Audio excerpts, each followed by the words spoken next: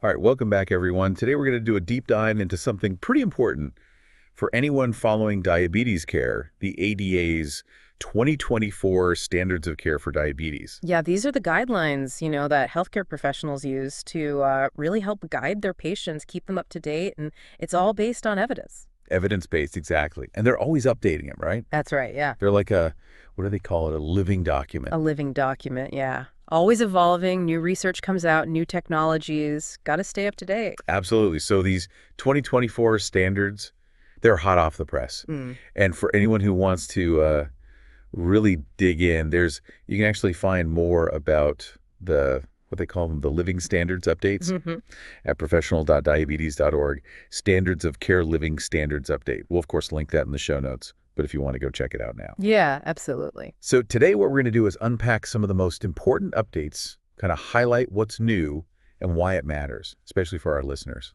Yeah, how it can impact people's lives, right? Exactly. So let's jump right in. Section 1, improving care and promoting health in populations. One of the things that really jumped out at me was this big emphasis on person-centered care. Yeah, it's a definite shift in the way we think about care, right? Moving away from that one-size-fits-all to something that really puts the individual at the center.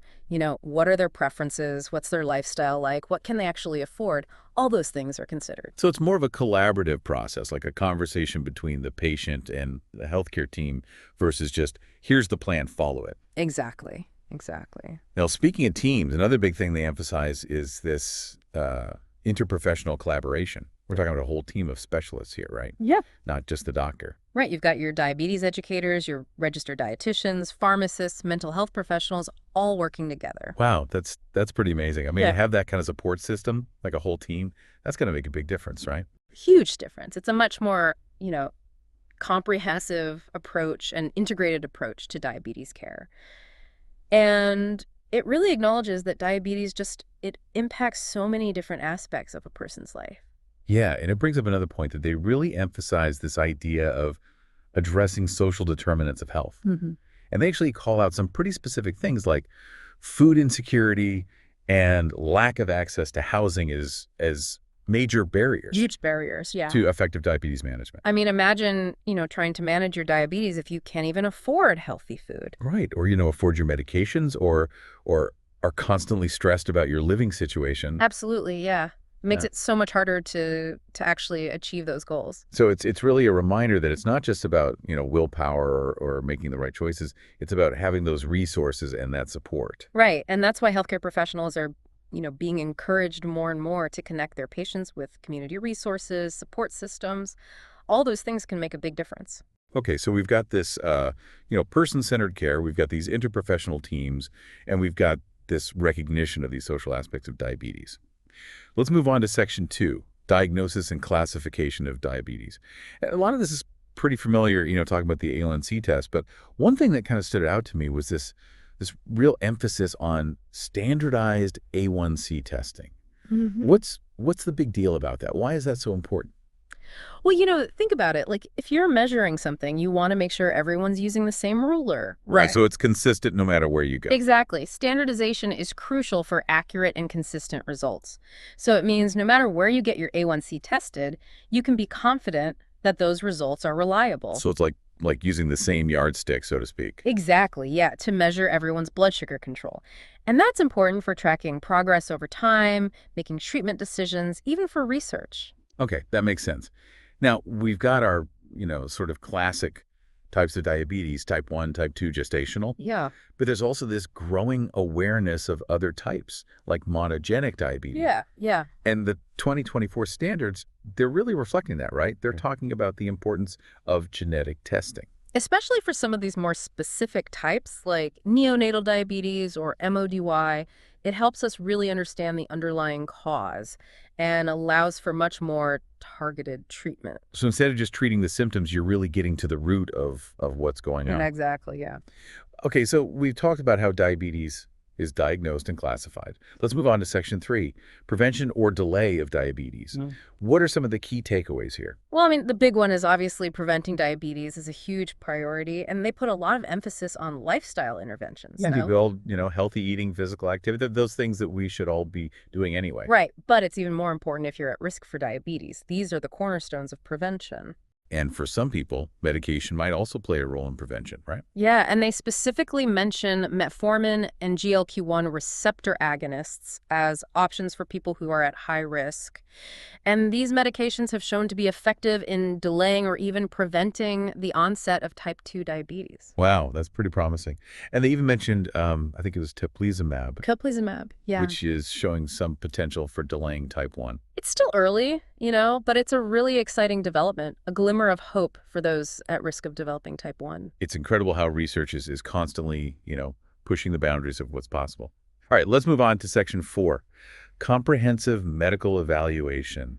What's the main message here? Well, I think the main message is that, we can't just focus on diabetes in isolation. We have to look at the whole person, right? A holistic approach. A holistic approach, exactly. So that means assessing and managing any other health conditions they might have, cardiovascular disease, kidney disease, mental health issues. All of these things can impact diabetes management and vice versa. It's like a web, right? Everything's connected. Exactly. And it's so important to identify and address any potential complications early on.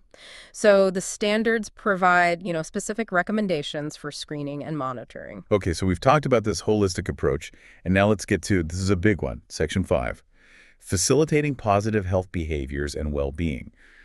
This one's really interesting to me. Yeah, it's all about empowering individuals to really take an active role in their own care, right? Right. And a key component of that is DSMES, diabetes self-management education and support.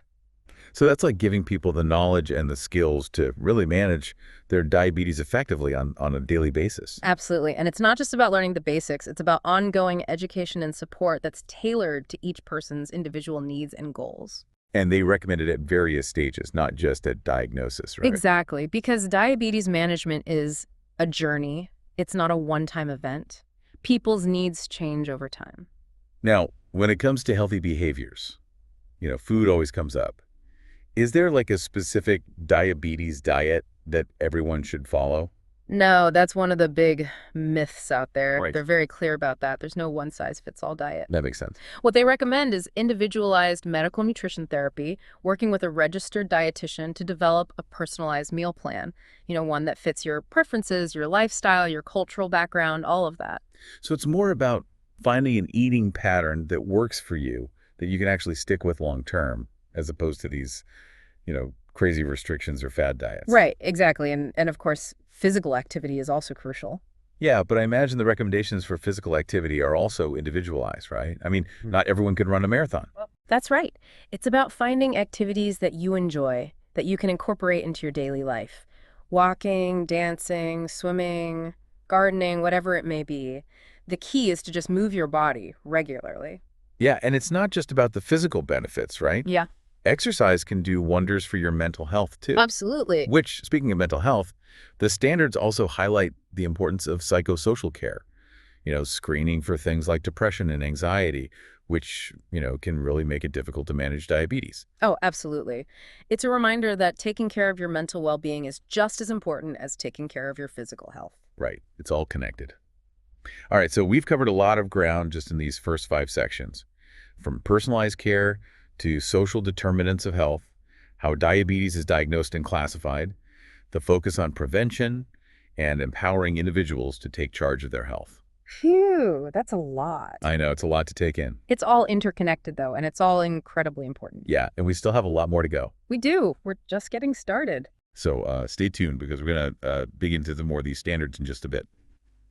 All right, welcome back to our deep dive into the ADA's 2024 Standards of Care.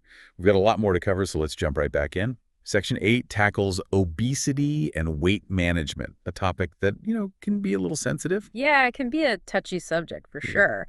But the standards of care, they approach it with, sensitivity and a real focus on that individual care, that personalized approach we've been talking about. Yeah, it's not about shaming anyone or making people feel bad. It's about working together to find solutions that work. Absolutely. The language they use throughout the section is very deliberate, really emphasizing a person-centered, non-judgmental approach. I like that. So what are some of the specific things they recommend for weight management? Is it just about diet and exercise, or is there more to it? Well, it's definitely not just about calories in, calories out. It's much more nuanced than that. They actually highlight a whole range of options like lifestyle modifications, nutritional therapy, medication, even metabolic surgery. Wow, so it's a pretty comprehensive approach. It's about finding the right combination of strategies for each individual, right? Exactly, yeah. The choice of treatment depends on a lot of factors, the person's medical history, their preferences, their level of motivation, what are their overall health goals. It's not a one-size-fits-all approach. And when it comes to medication for weight management, are there any specific drugs that they kind of highlight in the standards of care? They definitely give preference to GLP-1 receptor agonists and the dual GIP and GLP-1 receptor agonists. Okay. Those have been showing some impressive results in promoting weight loss, and semaglutide and tirzepatide in particular. Yeah, and those medications, they're not just about weight loss, are they? They have some other benefits too, right? Like with blood sugar and heart health. Exactly. That's what makes them so interesting. They've got these multiple benefits. They can help lower blood sugar, improve cardiovascular health, and promote weight loss. It's like a win-win-win. Yeah, yeah. But of course, medication isn't the only option.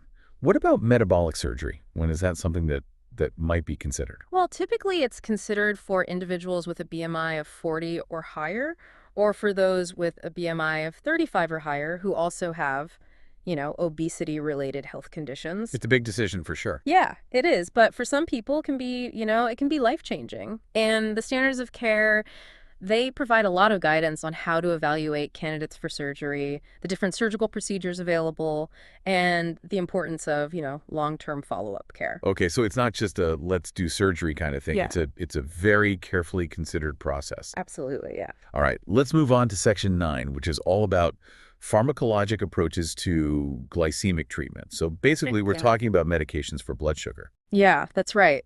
And this section gets pretty into the weeds, talking about all the different medication options, how they work, potential side effects, how to use them effectively. It's a lot of information. It sounds a little technical, Mhm. but I imagine the main takeaway is still that, treatment should always be individualized, right? Just like with weight management, there's no magic pill that works for everyone. That's exactly right. The standards of care are very clear on that point. The choice of medication, it depends on a lot of factors, the type of diabetes, the person's overall health, their preferences, their lifestyle. It's really about working with your healthcare provider to find the medication that's the best fit for you. And it's not just about picking the right medication at the beginning. It's also about, monitoring and adjusting over time, right? Oh, absolutely, yeah. Because, diabetes medications, they often need to be adjusted as your body changes or if you experience side effects. It's a dynamic process, not just a here's your prescription, see you later. Exactly. It's a journey, right? And the standards really emphasize the importance of regular checkups, blood sugar monitoring, and just open communication with your healthcare team. It's a team effort for sure. All right, let's move on to section 10, cardiovascular disease and risk management. This is a big one, right? I mean, heart health is so important for people with diabetes. Oh, absolutely. People with diabetes are at increased risk for cardiovascular disease, so this section is really, really key. So what are some of the things that, healthcare providers are looking at when it comes to managing that risk? Well, they're looking at a whole range of factors. Ah. Blood pressure, cholesterol levels, are you smoking, your weight, physical activity levels. So it's about managing all those things to reduce your overall risk. Exactly. And specifically when it comes to blood pressure, the standards of care recommend aiming for a target of less than 380 millimeter Hg for most people. Hey, what about cholesterol? I know statins are often prescribed to lower cholesterol. Are those still recommended? Yeah, there's still a cornerstone of cholesterol management for many people with diabetes. And the standards of care, they give specific recommendations on when to start statin therapy, what intensity to use, and how to monitor for potential side effects, because statins can sometimes have side effects. It's not just about taking a statin. It's about taking the right statin, the right dose, and being monitored appropriately. Right. And for those who are at very high risk, other medications might be considered like a ezetimibe or a PCSK9 inhibitor. So it's really about, being proactive and taking steps to protect your heart health. All right, we're moving on to section 11 now. Chronic kidney disease and risk management. I know kidney disease can be a really serious complication of diabetes. It can be, yeah. And that's why the standards really hit on the importance of early detection, catching it early and then managing it proactively. So they're recommending regular screening for kidney function, right? Absolutely, yeah, using both blood and urine tests. So even if you're feeling fine, it's important to get those tests done just to make sure everything's okay. Right, because you might not have any symptoms in the early stages.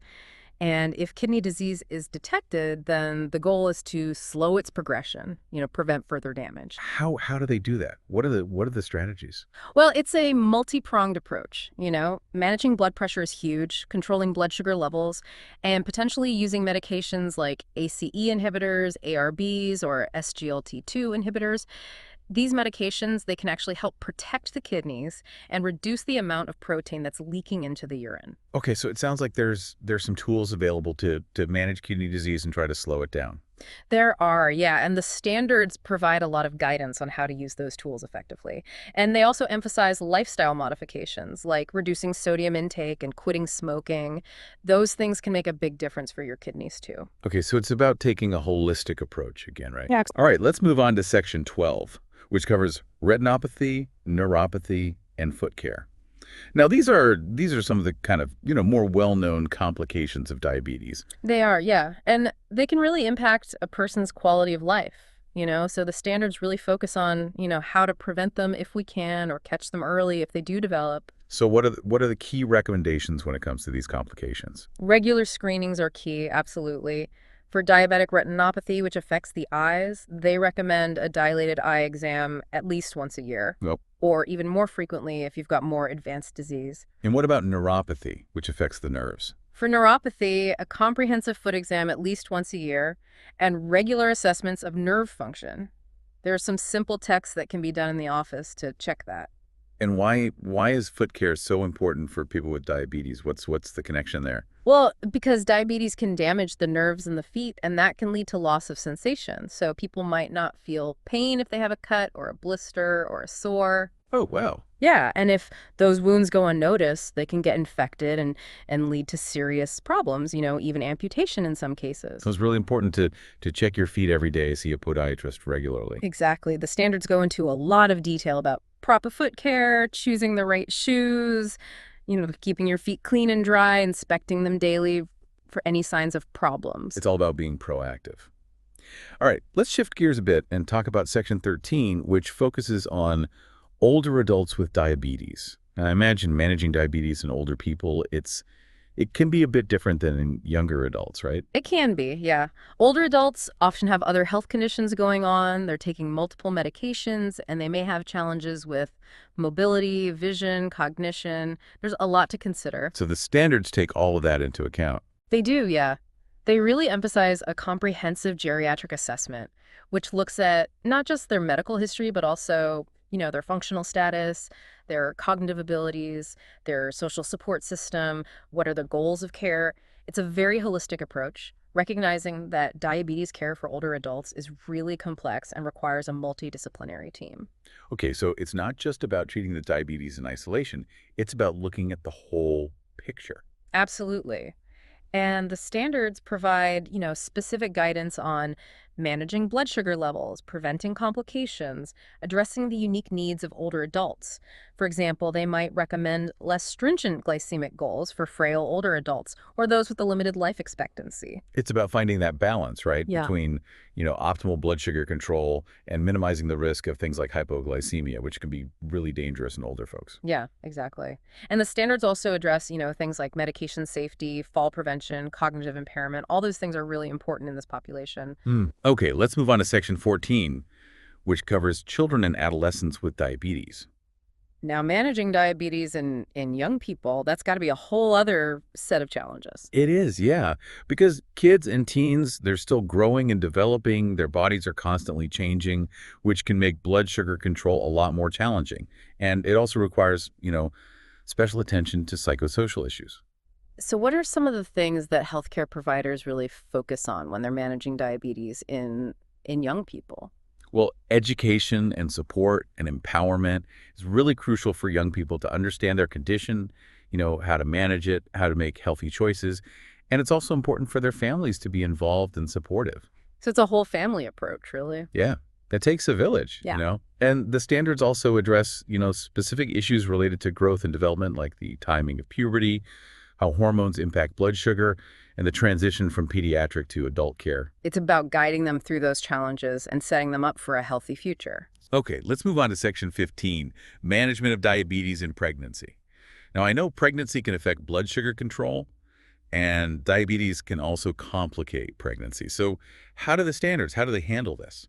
Well, they handle it very carefully. They emphasize preconception counseling for women with diabetes who are thinking about getting pregnant. So planning ahead is really important. Absolutely. The goal is to get blood sugar under control before conception to reduce the risk of complications for both the mom and the baby. And once a woman with diabetes becomes pregnant, then the standards provide specific guidance on, managing blood sugar levels, adjusting medications, monitoring for complications, making sure she has a safe delivery. So it's a high-risk situation, but with careful management, things can go well. Yeah, most women with diabetes can have healthy pregnancies and healthy babies, absolutely. And the standards also address, postpartum care, things like monitoring for postpartum diabetes, which can happen after pregnancy, and supporting breastfeeding. It's really a comprehensive approach. Okay, so we've covered almost everything. Let's finish with section 16, which is all about diabetes care in the hospital. Now, I imagine being hospitalized, that's got to be stressful for anyone, but especially for someone with diabetes. It can be, yeah. Your routine gets disrupted, your diet changes, there's procedures, medications, all sorts of things that can impact your blood sugar. So how do the standards, how do they address all of that? Well, they really emphasize individualized care plans, frequent blood sugar monitoring, and insulin therapy that's tailored to the patient's needs. Okay. And they also provide guidance on, managing specific situations like diabetic ketoacidosis or hyperglycemic hyperosmolar state, which can be really serious. So it's about, making sure that people with diabetes get the best possible care while they're in the hospital. Exactly, yeah. Okay, so we made it. We've covered all 16 sections of the ADA's 2024 Standards of Care for Diabetes. Phew, that was a lot. It was a whirlwind tour for Yeah. sure. But I think it's important to really dive deep into these standards. They're packed with information. Yeah, they are. We went from the basics of diabetes management to the latest in technology and treatment. I know it's a lot to process, but don't worry, we're not done yet. In part 3, we're going to take a step back and, kind of distill all this information down to the key takeaways. And we'll talk about how you can actually use this knowledge to improve your own life or the life of someone you care about. So stay tuned. Welcome back to our final part, wrapping up our deep dive on those ADA 2024 Standards of Care for Diabetes. We've gone through a lot to digest. So what are some things we should be walking away with here? What are the kind of the biggest points? If I had to pick one, it's the focus on personalized care, really. It's everywhere in these standards. It's not about, here's the rule, follow it. It's about tailoring that treatment plan. What works for one person might not work for another. Yeah, and it goes beyond just the medical stuff, right? Like we talked about, social factors, personal preferences, access to tech, all of those things play a role. Absolutely. It's really about seeing the whole picture. The standards recognize that diabetes, it's not just about managing your numbers. It's your physical health, your mental well-being, those social situations you're in, what are your goals even. Really looking at each person as a person, not just a patient with diabetes. Yeah, I like that. It's not a one-size-fits-all approach. Not at all. And the other big thing we talked about was prevention. It's not just about managing if you already have it. Right, we talked about how lifestyle changes, those are big.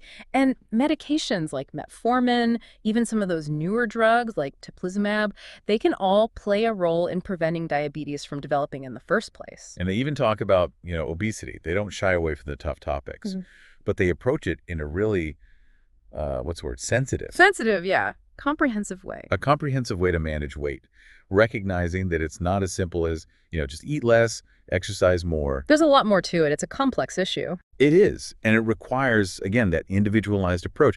And then, of course, those advancements in diabetes tech. I mean, we've got CGMs, insulin pumps, the automated insulin delivery, It's amazing how much is happening. It is exciting. Those technologies, they can give people so much more control, more convenient too.